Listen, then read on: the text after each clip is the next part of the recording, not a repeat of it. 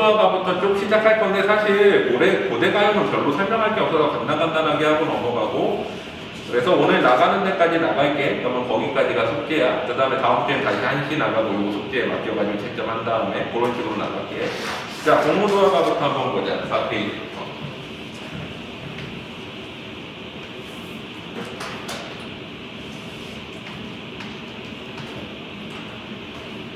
미리 말해주는데 수능 특강 문학은 살 필요 없다. 어차피 학교에서 나중에 사라 그러면 그때 사도 돼. 왜냐면 어차피 그거는 내가 교재로 다 만들어가지고 문제까지 다 넣어서 줄 거야. 해설까지 이런 세트로 해가지고 매년 고3들한테 그렇게 나갔어. 그리고 수능 특강 문학에 나오는 현대소설 지문들 같은 경우나 고전소설 지문은 내가 전문 다 찾아가지고 사가지고 타이핑 다 해가지고 니네한테 원문으로 다 줘. 그거 싹 다 읽으면 돼. 그러니까 별도로 문학은 살 필요 없다. 독서랑 언매만 사면 돼. 이해되지? 그건 뭐 학교에서 하라고 그럴 거야.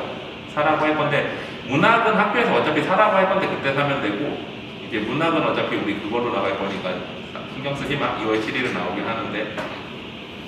자, 공무도화가는 일단은 고대가요 4개 중에 하나지. 고조선의 공무도화가.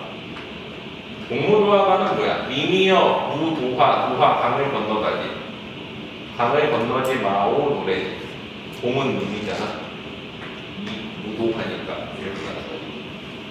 그래가지고 요거는 어때? 이제 그 역사책에 실려있지. 우리가 보면은 고대가요 4가지가 공무도화가, 황교가, 저급사, 구지가잖아. 이 중에서 3가지는 다 어디에 실려있어서? 역사책에 실려있어. 얘네 셋은 역사책에 실려있어. 모만 조선시대의 악보로 기록돼, 정읍사만 조선시대까지 유행가로 불리면서 악보에 기록되지. 그래서 정읍사는 되게 오래된 유행가야. 한 800년 이상 유행한 노래야, 최소. 왜 그러냐면 신라 백제 멸망할 때 670년부터 해서 세종 죽고 난 다음에 앞장가사 각계본 같은 게 정리되는 1450년 이후까지 살아남은 노래야. 되게 오랫동안 노래지. 그래서 얘만 실질적으로 악보 개념인 거고, 나머지는 다 역사책에 실려있기 때문에, 역사책에 실려있다는 건 무슨 얘기냐면은 다른 말로 하면 배경설화가 존재한다는 거야. 근데 역으로 생각해보면 역사책에 설화가 나오고 거기에 노래가 실려있는 거지, 사실 고루고루.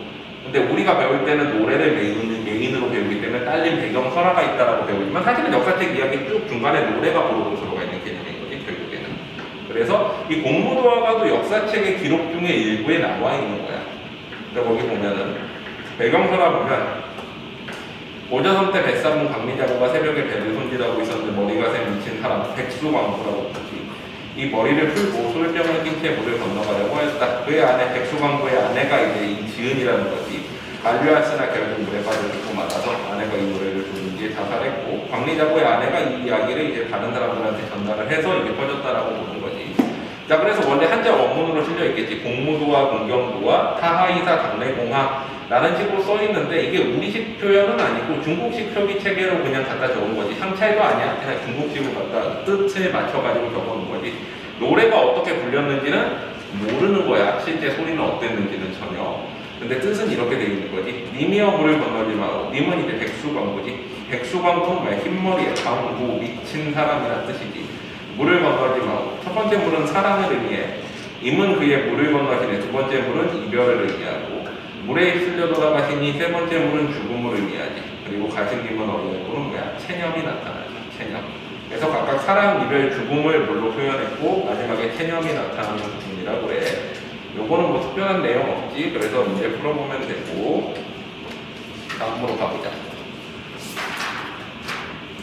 자, 7페이지 황교가. 요것도 이제 역사책에 실려있는 거지. 그래서 배경설화 자체도 보면은 고구려 이대왕 고주몽의 아들인 유리왕이 이제 두 왕비가 있었는데, 왕비 한 명이, 송씨가 왕비가 이제 세상을 떠나가지고, 이제 거기 보면 화희와 치희라는 두 왕비를 맞아들였는데, 두 여자가 서로 싸우다가 한 여자가 이제 떠나가 버리지. 그래서 그 여자를 찾으러 따라갔다가 결국에는 이제 이별하고 돌아오면서 부른 노래야. 그래서 거기 보면은 한자로 적혀있지. 역시나 평평왕조, 자궁상이, 엄마지도, 수기역이 라고 되어 있는데, 이걸 한글로 번역하면은 헐헐라는 저 꾀꼬리는 객관적 상관물이고, 우리 객관적 상관물 배울 때 이제 꾀꼬리를 많이 얘기하는데, 왜 그러냐면은 우리가 객관적 상관물이라는 건 뭐야? 정서를 집어넣은 사물은 다 객관적 상관물이라고 그러거지. 어떤 정서가 대상에 들어가 있으면 객관적 상관물이야. 감정이입은 뭐야? 화자의 정서가 대상에 직접적으로 들어가 있어야 되지.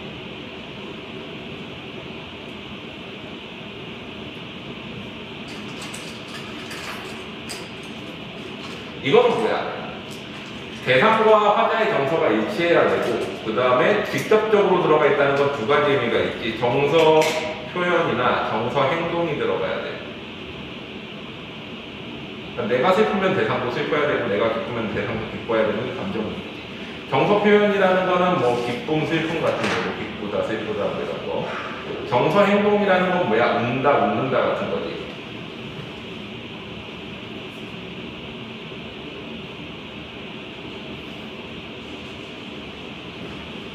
자, 근데 객관적 상관물은 어때? 얘는 포함관계가 객관적 상관물이 감정이입을 포함하는 관계인데, 대상에 이제 직접적이지 않은 표현이 들어가도 되고 일치하지 않아도 돼. 그러니까 내가 슬픈데 저 꾀꼬리는 즐거워 보여. 이러면 객관적 상관물인 거지. 내가 슬프니까 그렇게 보이는 것 뿐이야. 근데 나의 정서가 반대로 들어가 있어도 객관적 상관물이지. 보통 객관적 상관물이라고 부르는 거는 감정이입을 포함하는데, 우리가 감정이입은 감정이입이라고 부르고 객관적 상관물에 해당하는 것 중에 감정이입 뺀 부분을 보통 객관적 상관물이라고 불러. 이 부분이 이거고, 이 부분이 이거야. 아까 내가 전화가 나와가지고.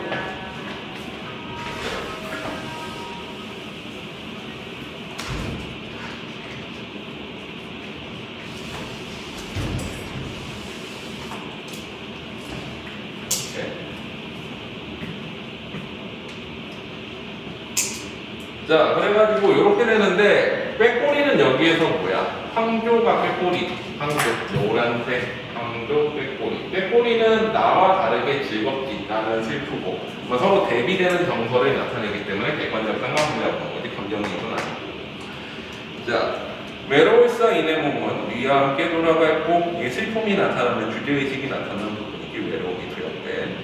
자, 그래서 황조가도 또 이런 내용이고, 이로 넘어가 보자. 정옥사 페이지. 자, 정읍사는 이제 어느 행상인의 아내, 그래서 백제의 정읍에 사는 이제 행상인의 아내가, 행상인이라는 건 떠돌아다니면서 이제 그 물건을 파는 사람이지. 남편이 이제 무사하게 돌아오기를 바라면서 부르는 노래지. 그래서 거기 보면 얘는 다른 게 악보이기 때문에 전강 소엽, 후강전, 과편, 금선조 소엽이라고 써있지. 이건 악보적인 표기인 거야. 그러니까 시의 내용과는 상관이 없어. 그리고 나머지는 다 한글로 적혀있지. 왜? 고려가요랑 같이 조선시대에 표기된 거야. 어떤 식으로 노래 불렀는지가 얘는 나와 있는 거지. 나머지들은 어때? 우리 그 공무도화가나 황조가, 부지가 같은 경우에는 부지사래. 부지가 같은 경우에는 어떻게? 한자로 적혀있기 때문에 실제로 어떻게 불렀는지 발음을 몰라. 한자만, 뜻만 남아있는 거지. 근데 정읍사는 어때? 실제 어떻게 불렀는지 발음이 남아있지. 이게 백제 때의 발음은 아니겠지만, 조선시대 발음이지만. 그래서 달하, 달림이시여 라는 뜻이지. 우리 고정문법 나중에 어차피 정리할 건데 봐봐. 하는 뭐야? 하는 높임의 혹격조사야. 혹격조사 아야, 이어 같은 것 중에 높임을 나타내는 거지. 달림이시여 라고 부르는 거지. 높이 곰도 뜻이야. 우리 그 고전 시간 때 많이 했지. 곰, 곶, 옴, 옷은 뭐라고 그랬어? 강세정미사라고 해서 앞에 있는 말을 강조해 주는 거지. 근데 보통은 어미 자리에서 쓰이면은 강조 선어말 어미라고 하기도 하고, 또 접사라고 쓰이기도 하고, 조사로서 쓰이기도 해. 그러니까 형식 형태소 형태로 해가지고 어미 뒤에도 붙고 여기저기 다른 자리에도 붙는데, 보통은 단어 뒤에 붙기 때문에 강세정미사라고 부르는데, 강조의 조사 혹은 강조 선어말 어미라고 하기도 해. 선어말 어미 자리에 들어가면은 뭐뭐 악기 높다 그러면 어때? 악기다를 옛날에 악기다를 악기다고 했고, 악기나 옷다 이렇게 붙기도 해. 그럼 뭐야? 이 경우엔 선어말 어미로 쓰인 거야. 자리 자체가. 그래서 얘는 조사로 쓰이기도 하고 어미로 쓰이기도 하고 접사로 쓰이기도 하는데, 보통 강세정미사라고 불러, 단어 뒤에 붙으면. 그래서 높이 곰은 뭐야? 높이를 높이를 옛날에는 이렇게 적었지. 높이 여기다 플러스 곰 하면은 강조하는 거야. 그래서 높이 높이에 해당이 해. 높이 높이 도드샤. 어기야 머리 곰 뭐야? 멀리 멀리라는 뜻이야. 강조하는 거지. 멀리 멀리 비추어시라. 어기야 어강돌이 아으다롱돌이는 뭐야? 후렴구지. 온유를 맞추기 위한 후렴구 내지는 여음구라고 그러기도 하지. 조흥구라고 그러기도 하고 흥을 주기 위한 고려가요적인 특성이 들어가지. 원래 이건 고대가요인데 왜 고려가요 특성이 나타나? 고려가요와 같이 악보에 기록됐기 때문에 시대상으로는 고대가요인데 형식은 고려가요랑 되게 유사한 면이 많지. 후렴구를 가지고 있는 게 그렇지. 저제 여럿인가요? 저자의 가게신가요? 라는 뜻이지. 그리고 어기야는 영구, 진대를 드리올 쉐라, 뭐뭐 리을 쉐라는 뭐야? 뭐뭐 할까 두렵다의 의미지. 그래서 진대, 이건 위험한 곳 혹은 뭐 이제 남편이 돌아오지 못할 곳을 의미해. 상징적으로 거기를 디딜까 두렵습니다 이런 뜻이지. 그 다음에 또 이제 후렴구 나오고 어느이다 놓고시다. 어느 곳이든 놓으십시오. 무슨 뜻이야? 짐을 내려놓으십시오. 그리고 어기야 또 들어가고 내 가는데 정글을 쉬라. 당신이 가는 곳이 저물까 두렵습니다 라고 얘기하지. 내는 여기서 남편이야. 나 자신이 아니라 너를 의미하는 내라고 봐. 그래서 여기서 이제 남편의 무사 귀환을 바라는 그런 내용이 들어가 있는 거지. 됐니? 자, 그 다음에 또 뒤로 넘어가 보자.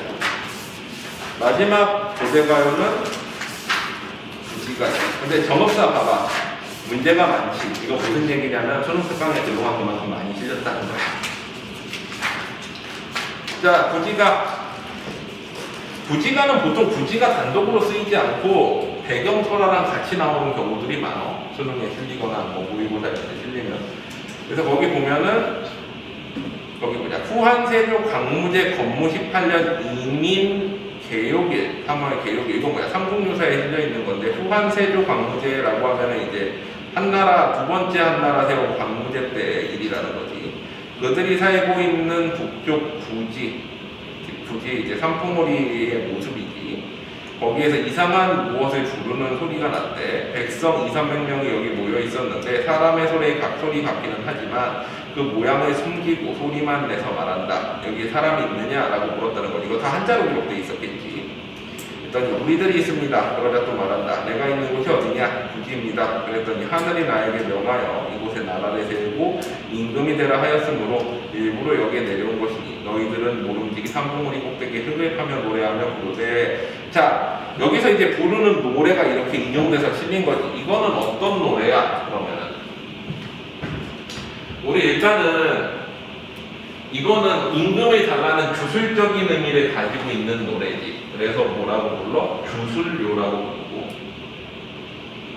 그 다음에 임금을 맞이하는 노래이기 때문에 영군가라고 그러는데 신적인 군주하면 영신군가라고 해요. 군주지, 신적인 군주, 환영하는 신적인 군주를 환영하는 노래가 영신군가. 그 다음에 흙을 파면서 부르기 때문에 일종의 노동요라고 부르기도 해. 노동하면서 부르는 노래이기 때문에. 그 다음에 집단적으로 춤을 추면서 부르기 때문에 집단무요라고 부르기도 해. 이런 성격을. 자, 그래가지고 거부가 머리를 내어라 라고 하지. 거북이는 여기에서 이제 신령스러운 존재를 의미하고 머리는 여기서 왕을 의미하지. 상징적으로 내놓지 않으면 구워서 먹으리 하면서 위협을 하지. 위협을 해서 왕을 달라라고 하는 주술적인 노래지. 하면서 뛰면서 춤을 추어라. 그러면 곧 대왕을 맞이하여 기뻐 뛰놀게 될 것이다. 부관은 이제 추장들이지. 그 족장들이 이 말을 듣고 모두 기뻐하며 노래하고 춤추다가 얼마 안 되어 오르러보니 다만 자줏빛 줄이 하늘에 드리워져 땅에 닿아 있었다. 그 노끈의 끝을 찾아보니까 붉은 보자기로 금으로 만든 상자가 있었고 그 안에 보면 황금알 6개가 있었지. 사람들이 이제 그걸 데려와가지고 이제 알을 이제 보관하고 있었는데 나중에 알이 깨어가지고 6 임금이 됐고 이 사람들이 어때? 육가야의 왕이 되었다라는 내용이 거기 실려 있는 거지. 그래서 내용은 한번 읽어보고 그 다음에 풀면 돼. 문제는 어렵지 않지. 또 뒤로 가보자. 25페이지에 보면은 해가가 있는데 해가는 사실은 그래. 해가는 이제 고대가요로 넣기도 하고 향가로 넣기도 하는데 약간 애매한 게 일단은 그 해가라는 것 자체는 원래 이제 향가같이 신라시대에 나온 노래이고 사고체 향가의 일종으로 보기도 해. 근데 문제는 뭐냐면 얘가 또 향차로 표기는 안 돼 있어. 이제 비슷한 소로부인 이야기 중에 뒤에 나오는 이제 헌화가 같은 경우에는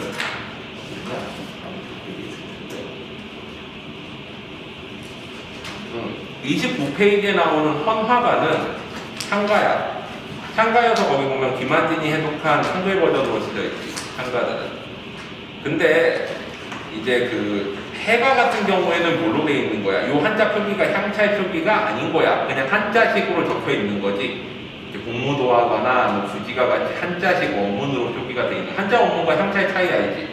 향차는 우리말의 소리를 표기하려고 적은 거고 한자를 같이 빌려 썼으되 봐봐 이런 거야.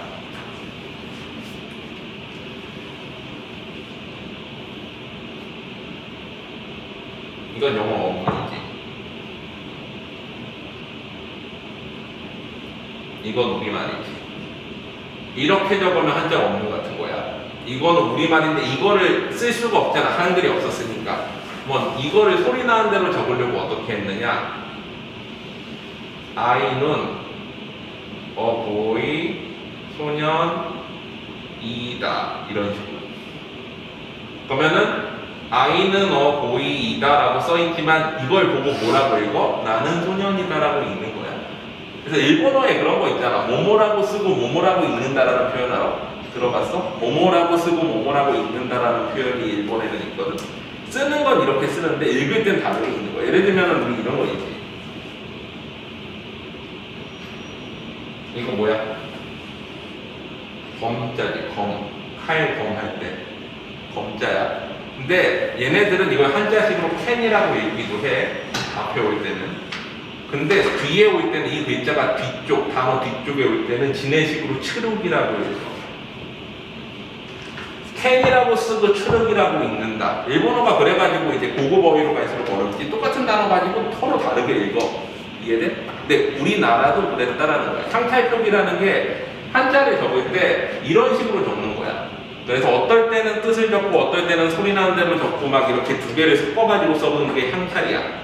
근데 그 향찰로 표기돼 있어야 향가잖아. 근데 해가는 스타일 자체는 향가 스타일인데 표기는 뭘로 돼 있어? 한자식으로 돼 있는 거, 한자 원문식으로. 그래서 얘를 향가로 넣을지 아니면은 그 고대가로 넣을지가 애매해서 그 중간적인 단계라고 보면 돼, 해가가.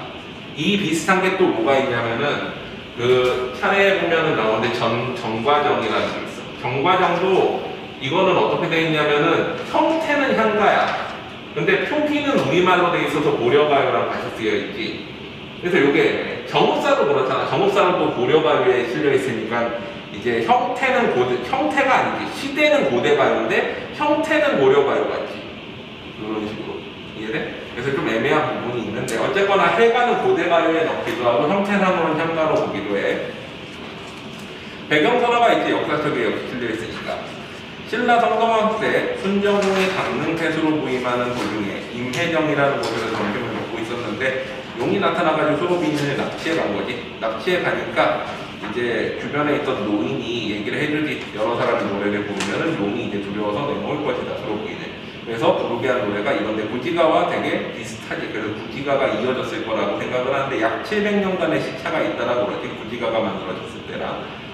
뭐 그때 만들어졌는지는 몰라. 하여튼 삼국유사상으로는 이제 가야가 설립된 시기가 이때보다 700년 전이니까 그냥 그렇게 표기해 놓은 거지. 실제 그때 만들어졌는지는 모르지. 구지가가. 우리가 그렇게 믿는 것 뿐이지. 자, 거부가 수로를 내놓아라. 남의 안에 훔쳐간 죄가 얼마나 크냐. 내 만일 거역하고 내놓지 않으면 물로 너를 잡아 구워 먹으리. 구지가랑 되게 유사하지. 형태 자체가. 근데 거북은 여기서 뭐야? 동해 용왕을 의미하고 수로는 수로 부인을 의미하지. 그래서 요것도 이제 주술료에 해당하지. 됐니? 다음 뒤로 가보자. 헌화가. 헌화가는 재밌는 게 똑같이 삼국유사에 이제 그 수로부인 편에 실려 있는데 하나는 향가 표기로 향찰 표기로 되어 있고 하나는 안 되어 있는데 이건 향찰 표기로 되어 있었던 거지. 그래서 한자 원문이 있겠지만 이제 향찰 표기된 원문이 있겠지만 그거 대신에 김한진이나 양주동이 해독한 걸로 실려 있지. 양주동과 김한진의 해석 버전은 어떻게 다르냐면 우리가 원래 향찰쪽이라는 게 있으면은 이거를 어떻게 읽어야 되는지 아무도 몰랐었어. 마치 이제 그 이집트 그 상형 문자를 샹펄리옹 그 저기 누구야? 샹펄리옹인가 로제타 스톤 번역해가지고 이제 그거를 해석하잖아. 세계 국가로 돼 있는 거 알아? 세계 국가 언어로 돼 있는 거. 로제타 스톤이라고 들어봤어? 로제타 스톤이라는 돌이 있어. 여기 보면은 이집트 상형 문자와 그 다음에 다른 나라 언어 1, 2로 이렇게 세 개로 똑같은 말이 써 있어. 이걸 보고서 샹볼리옹이랑 프랑스 학자가 나폴레옹이랑 같이 이집트 원정 갔을 때 이거를 발견하고 이걸 해독을 해. 어떻게? 요 언어는 밝혀져 있거든. 그러니까 이걸 바탕으로 이걸 번역해서 이집트 상형 문자를 처음으로 번역하는데 양주동도 이런 식으로 향찰의 표기를 번역을 했어. 어떻게 했느냐? 우리 보면은 이제 처용가라는 게 있는데 처용가가 향가에도 있고 고려가요에도 있어. 근데 이 고려가요 차양가와 향가 처용가가 내용이 겹치는 부분이 있어. 그러면 이 부분은 향찰 표기돼 있을 거고 이건 한글 표기돼 있을 거 아니야. 고려가요는 우리나라의 고려가요는 조선시대에 번역돼가지고 앞으로 기록됐으니까 그거 가지고 번역을 한 다음에 나머지 향가들을 이런 식으로 번역하면 되겠다 해서 약간 자기의 뇌피셜을 섞어가지고서 번역해 놓은 게 지금의 우리 배우는 향가야. 그러니까 향가들은 전부 고어로 돼 있는데 실제 고어로 표기돼 있었던 게 아니야. 양주동이나 뭐 김한진은 이제 양주동 다음 세대 사람인데 서울대 교수야. 양주동은 서울대 명예교수고.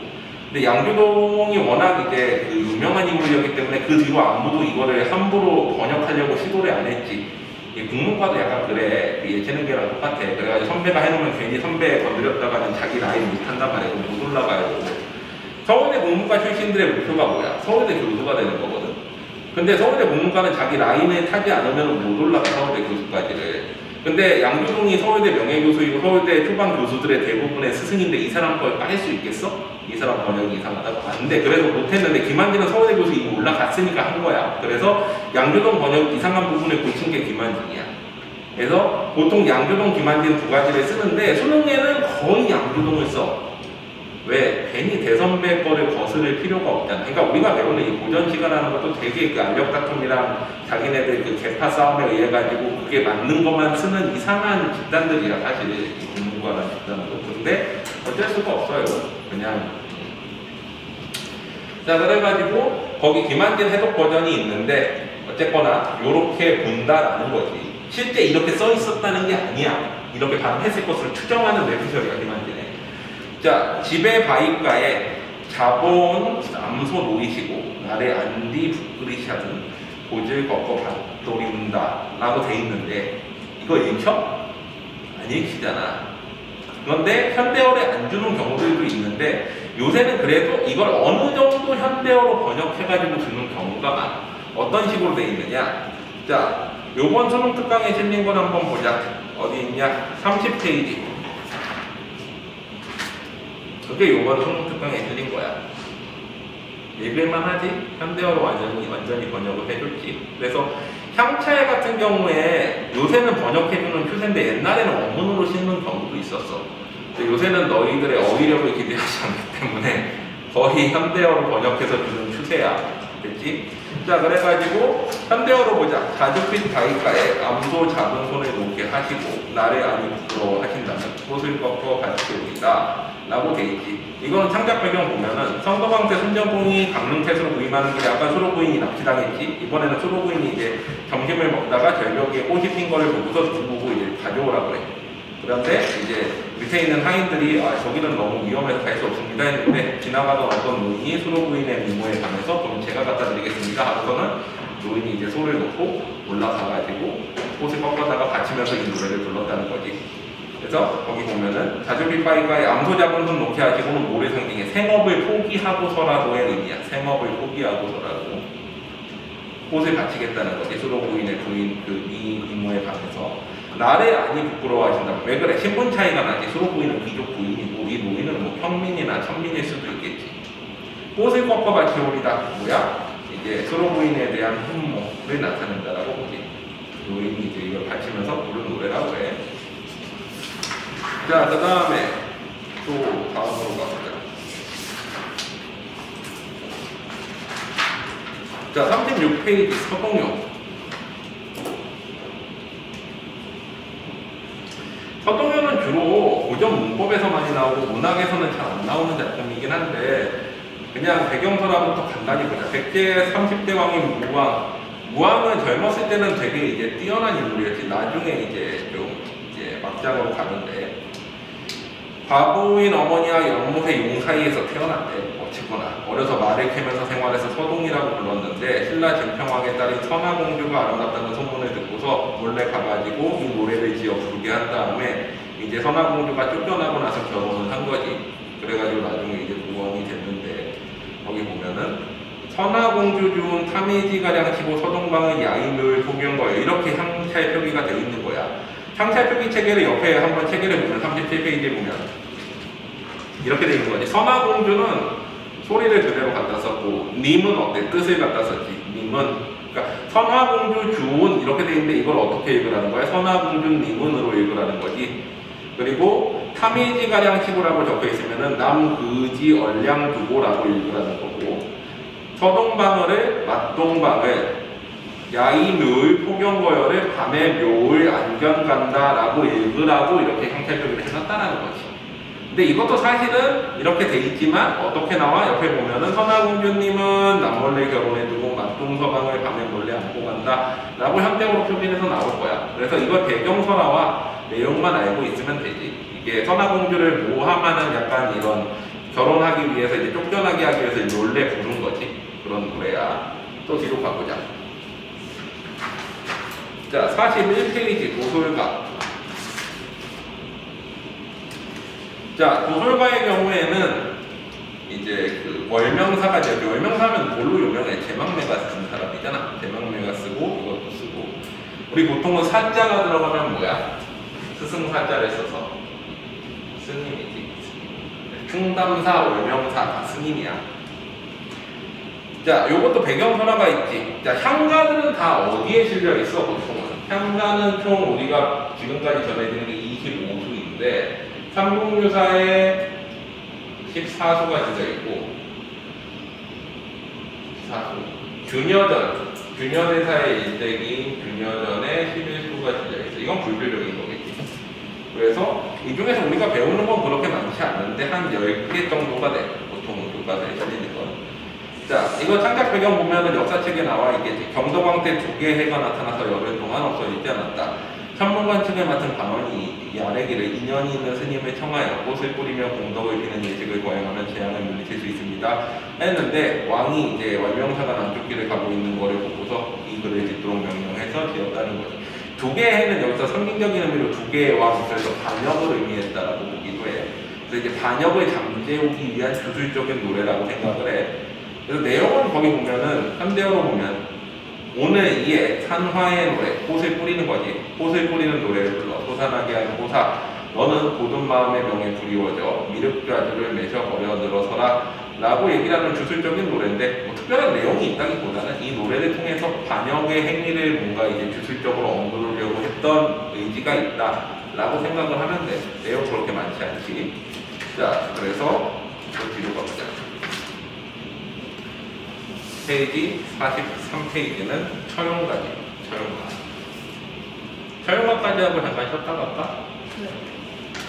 자, 이 처용가는 고려가요에도 처용가가 있어. 그래서 이 부분을 보고서 번역을 최초로 한 향가인데 고려가요 처용가 같이 한번 보자. 뒤에 보면은 몇 페이지에 있냐면은 고려가요 처용가가 102페이지에 있어. 102페이지에 보면은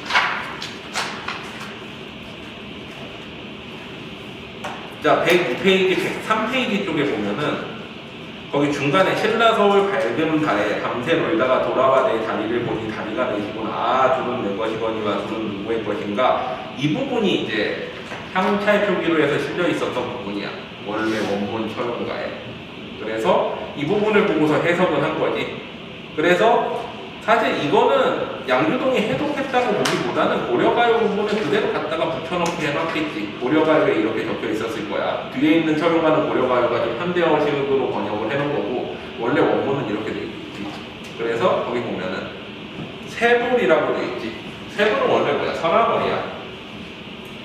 설화벌에서 뭐가 왔어? 서울이라는 말이 나왔어. 수도라는 뜻이지. 그래서 서울 밝은 달에 이거는 무슨 뜻이야? 경주지, 이 당시에는 서울이니까 경주가. 경주의 밝은 달 아래 밤들이 논에다가 들어와 자리를 보니 가랑이 내시어라. 둘은 내 것이고 둘은 누 것이고 본대 내 것이지만은 아사날 빼앗긴 것을 어찌하리고, 이렇게 되어 있는데 이거는 어떤 내용이야? 자, 뒤로 가보자. 뒤에 보면은 배경서가가 있는데, 자, 신라 합방할 때 왕이 개운포 울산에 놀러 갔는데 갑자기 하늘이 깜깜해져서 사방을 공간할 수 없었다. 옆에 있던 일관, 천문을 관측하는 관리가 동해 용왕을 위하여 좋은 일을 하면 될 것이라고 해서 왕이 절을 지어주었다고 두겠다고 하였더니 다시 밝아졌는데, 동해 용왕이 그래서 감사하다고 인사를 하러 일곱 아들과 같이 와서는 아들 한 명 처용을 이제 왕한테 맡겼지. 그럼 처용은 누구야? 동해 용왕의 아들인 거지. 실제로는 이게 뭐 사라센이라고 생각해. 이슬람 상인이었을 거라고. 왜 그러냐면 고려가요, 처용가에 나오는 처용의 모습을 묘사한 거나 처용의 얼굴을 그린 걸 보면은 약간 이슬람 상인처럼 보이지. 실제 신라 시대 유적을 보면은 이슬람 상인 같은 그 석상들도 있잖아.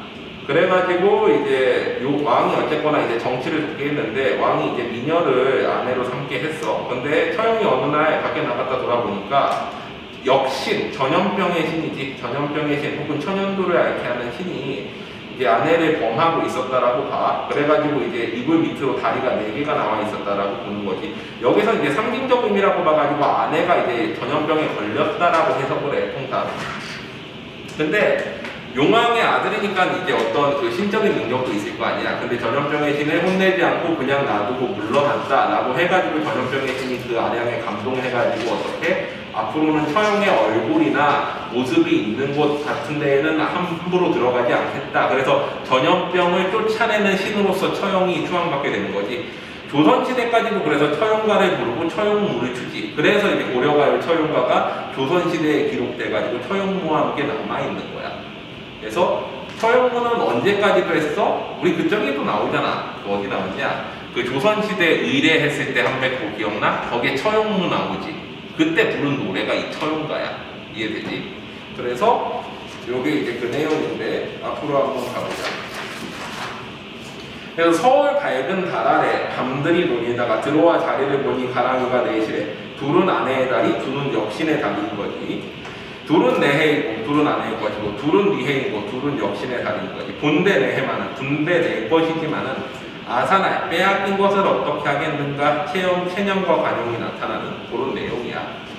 노래는 이렇게 하고 끝나는 거지. 처용이 부르는 노래인 거지. 그래서 이것도 주술적인 노래인 거지. 그래서 이 노래를 부르면서 어때? 처용의 모습을 한 춤을 추면서 전염병이 물러가기를 바라는 거야.